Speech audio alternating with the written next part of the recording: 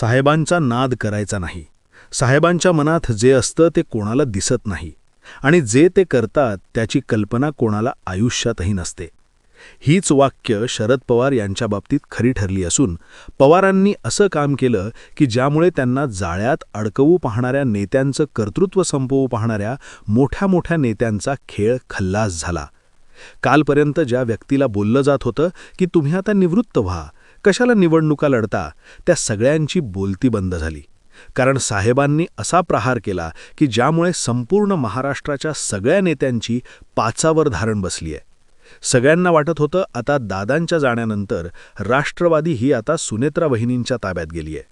ती खरं तर साहेबांच्या छत्रछायेखाली तिचं विलिनीकरण व्हायला पाहिजे होतं, ते झालं नाही. म्हणजे साहेबांची पावर संपली असं लोकांना वाटत होतं.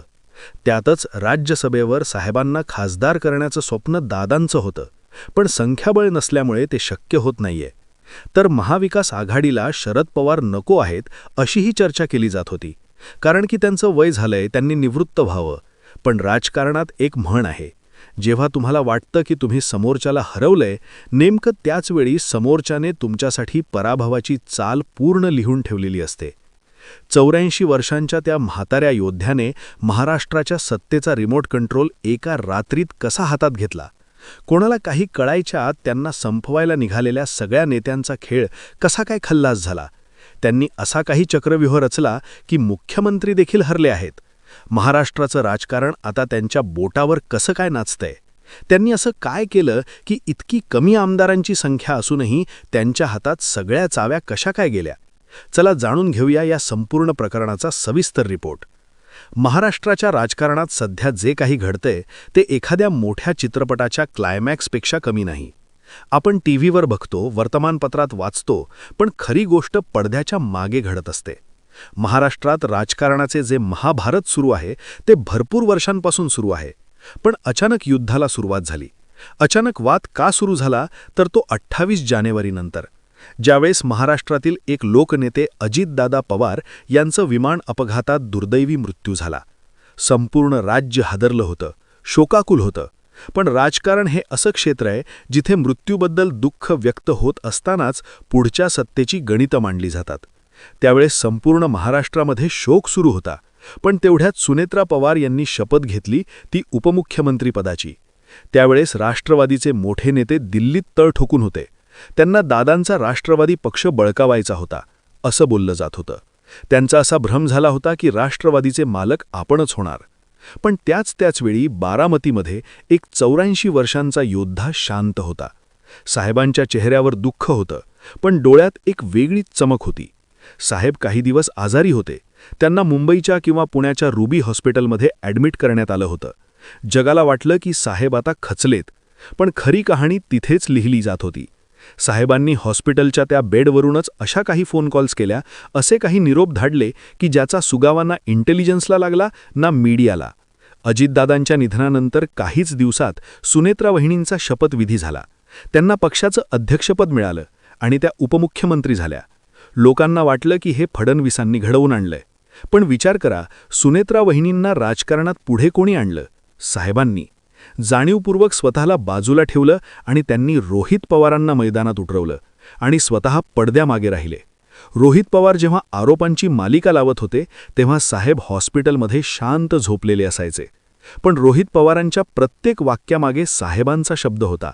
साहेबांनी अशा काही हालचाली केल्या की सुनेत्रा वहिनींना सत्तेत बसवून त्यांनी पवार कुटुंबाचा ताबा पक्षावर कायम ठेवला. ज्या प्रफुल्ल पटेलांना वाटलं होतं की आपण आता किंगमेकर होऊ, त्यांना साहेबांनी अशा प्रकारे कोपऱ्यात ढकललं की त्यांना आता साहेबांच्याच नावाने राजकारण करावं लागतंय. आता येऊया मूळ मुद्द्यावर. शरद पवार आता कुठल्याही निवडणुकीला उभे राहणार नाहीत, त्यांनी आता निवृत्ती घ्यावी असे लोक म्हणत होते. विरोधक तसेच सत्ताधारीही टीका करत होते. पण शरद पवार हे काही साधेसुधे खेळाडू नाहीत. त्यांनी एका रात्रीत असा डाव टाकला की पक्षात त्यांची कुठलीही ताकद नसताना, आमदारांची संख्या कमी असतानाही त्यांना इतका मोठा फायदा मिळालाय, इतकी मोठी त्यांची पॉवर वाढली आहे की आता संपूर्ण महाराष्ट्राची जी चावी आहे ती त्यांच्याकडे आली आहे. पहा, महाराष्ट्रामधले जे चाणक्य आहेत त्या चाणक्यांनी अखेर सिद्ध करून दाखवलं की अनुभवापेक्षा महत्त्वाचं किंवा मोठं काहीच नसतं. राज्यसभेची निवडणूक आली होती आणि राज्यसभेवर साहेबांना खासदार होण्याची इच्छा अजितदादांची होती असं रोहित पवारांनी सांगितलं होतं. पण त्यांची जी युती आहे म्हणजे महाविकास आघाडी म्हणजे काँग्रेस आणि शिवसेना हे साहेबांना जागा द्यायला तयार नव्हते. साहेब हे काय चांगलेच ओळखून होते. त्यांनी कधीच त्यांच्याकडे जागेची भीक मागली नाही. त्याऐवजी त्यांनी महायुतीमधील आपल्या जुन्या संबंधांना उजाळा दिला. साहेब आणि फडणवीसांचे संबंध हे फक्त राजकीय नाहीत, तर त्यामागे एक वेगळीच अंडरस्टँडिंग आहे. साहेबांना माहीत होतं की जर फडणवीसांनी आपल्याला छुपा पाठिंबा दिला तर आपण सहज निवडून येऊ आणि आघाडीला आपली किंमत कळेल. साहेब जेव्हा हॉस्पिटलमध्ये होते तेव्हा अनेक नेते त्यांना भेटायला जात होते. पण साहेब कोणाशीही राजकारणावर बोलत नव्हते. ते फक्त शांतपणे फेकून घेत होते. पण तिथेच साहेबांनी अशा काही लोकांना भेट दिली जे राजकारणाचे खबरे मानले जातात. त्यांनी अशा काही नावांच्या चिठ्ठ्या दिल्या की ज्यांनी महायुतीच्या गोटात खळबळ माजवून दिली. साहेबांनी स्वतःला विक्टिम म्हणून सादर केलं, पण पडद्यामागून तेच शिकारी होते. त्यांनी दाखवलं की महाविकास आघाडी त्यांना डावलत आहे, जेणेकरून जनतेची सहानुभूती त्यांना मिळेल. आणि दुसरीकडे त्यांनी फडणवीसांना पटवून दिलं की जर शरद पवार राज्यसभेवर गेले तर भाजपचं कसं भलं होईल. ही आहे साहेबांची खरी हुशारी.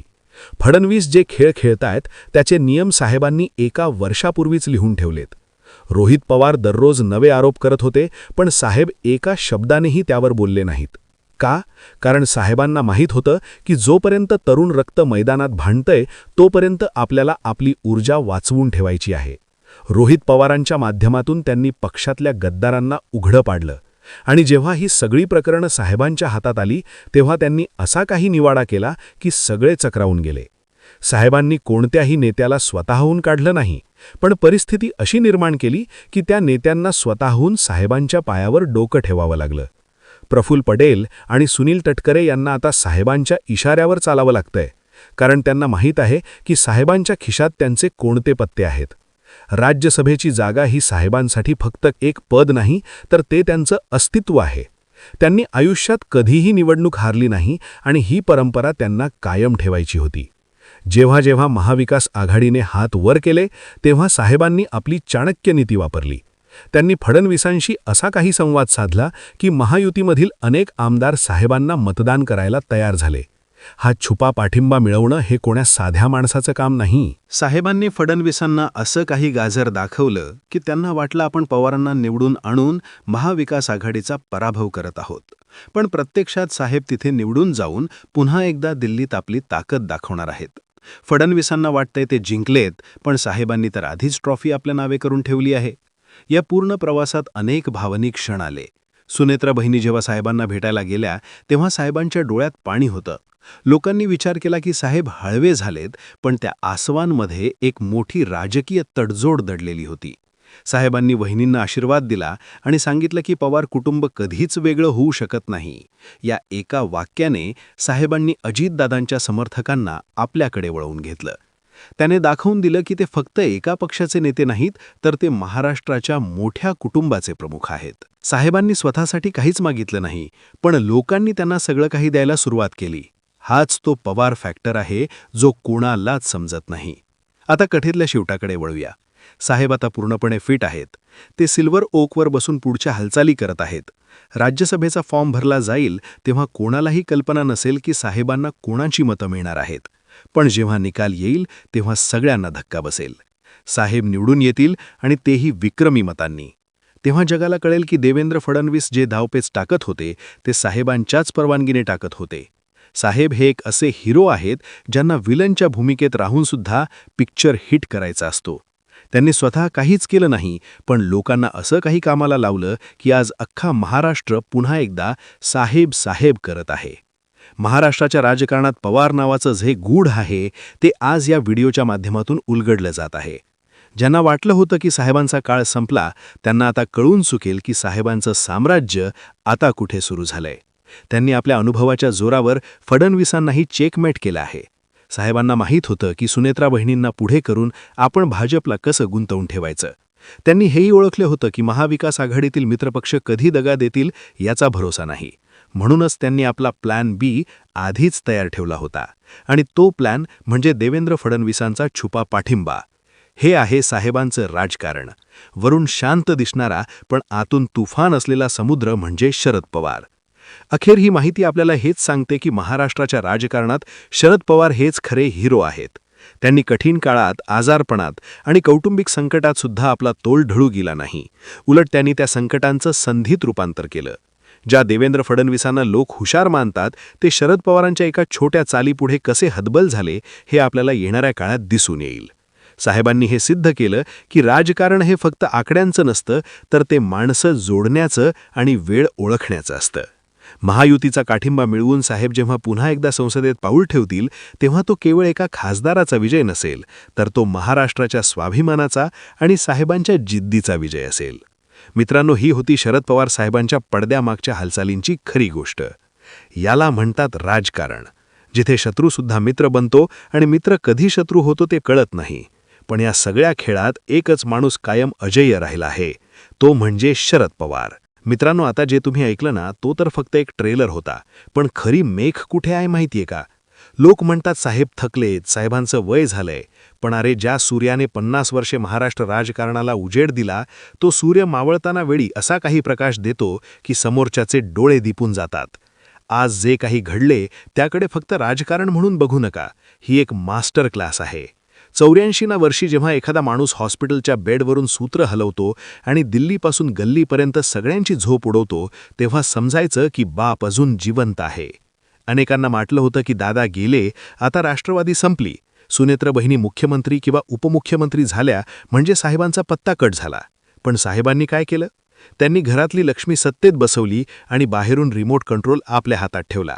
याला म्हणतात शह आणि मात. ज्यांना वाटलं होतं की साहेबांना संपवू, त्यांनाच आता साहेबांच्या नावाचा जप करावा लागतोय. हे साहेबांची ताकद आहे की साहेबांची दहशत? हे तुम्ही कॉमेंटमध्ये सांगा. हे जे काही सुरू आहे ते फक्त सत्यासाठी नाहीये, तर महाराष्ट्राच्या स्वाभिमानाचा लढा आहे.